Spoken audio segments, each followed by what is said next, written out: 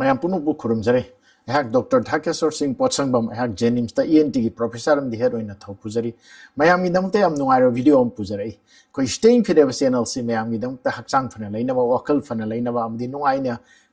len ba punchi mahing ama laina ba gi damta puthok chaba du ma channel am khang ngasi hang na pujari ba song gi video si ahang na mamang da hijackre koi using cha si hakchang da kanai maroi na diabetes ta adu masi kar maina sem ga dage mayam ne yam hangbire aina su mayam da hijackre masi soidana ki puthok charakene haidana adu ngasi si using cha si kar maina sem ga dage habe matang sini samlapna mayam da uchage aham makta da mayam na khangbi ga da si kaino harakanda using cha se karam ba makhal gi using cha leige haisi mayam na khangbi ga da using cha se koina Ceylon cinnamon hainam lei the Ceylon cinnamon Ceylon si thaina gi Sri Lanka ka hojiki Sri Lanka I maming ni Ceylon se and Ceylon cinnamon ai si masi true cinnamon jhai asina hakchang da kana ba du ma side effect leitaba adumba ama khakne ka de ga to pamana khoi gi mayam na cassia cinnamon hain lei asigi sina khoi tha lawba ayamba yam hong na yonari ba asigumba cinnamon sini ad haibidi using sa sini aduna karmain to ga harakanda masi nungtiya ye khoina karmain chana na ba semga da ge haibi matang ni ada maruina khoigi na sai apaba amana thai ko tha lawi si kasia sina duga hojiki Ceylon cinnamon haina using sa se Ceylon gi sina karmain to ga da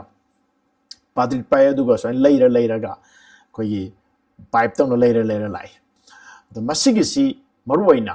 khoigi matek haib tare khoi inchi ani hum ko sangba matek inchi ani umba hum sangba matek se masigi si matek oina lai natragana powder oina sembe yai ado masi akoina phajana lon ba matam da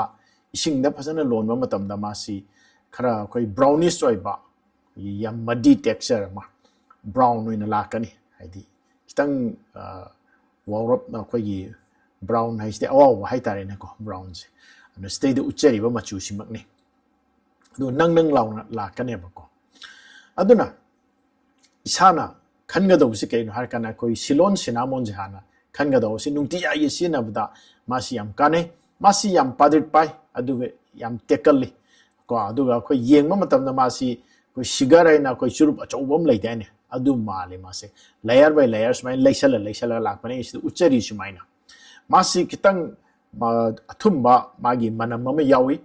aduga mangonda kaumarin haina phattaba koi hakchang da sokpa yaba adumba chemical si mangon yam handhana yawi aduna nungtija ye khoina cha si yam toina thasu akaiba leiti haibisini aduna using sa gi cha se hojiki hariba Ceylon gi cinnamon side sijna bitaradi nongmada yam thakpa su kaide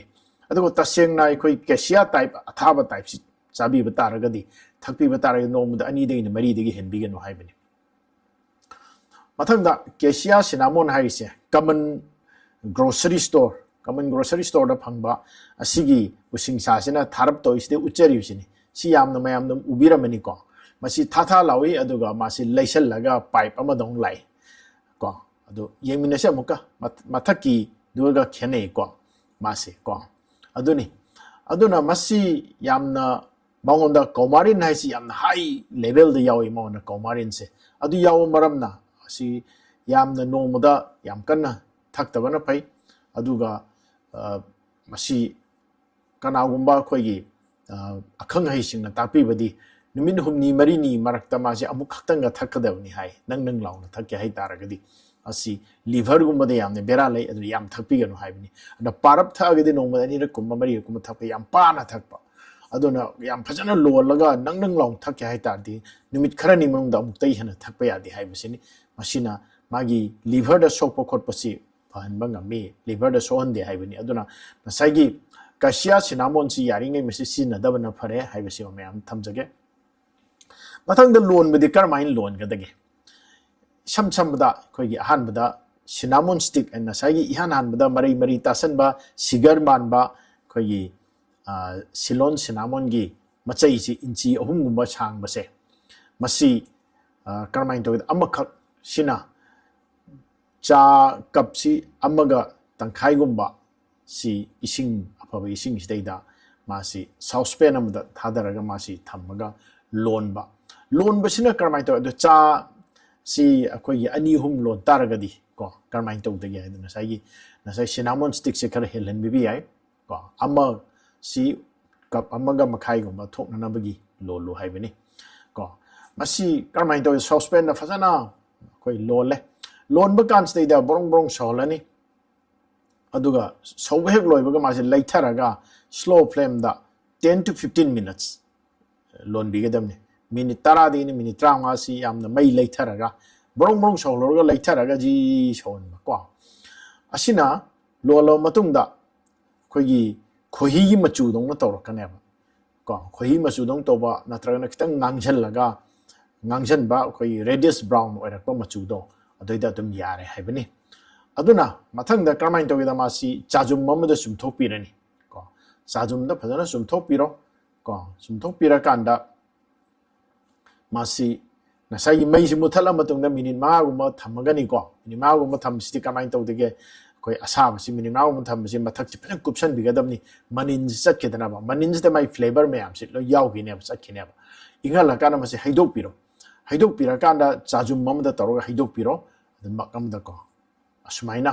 thakpa yai adigi atopamna kramain togeda yam thuna thakninga na sai yam kuina joton tawdna phutpa khotpa tawningdraba aina sa haijagar ko machai ama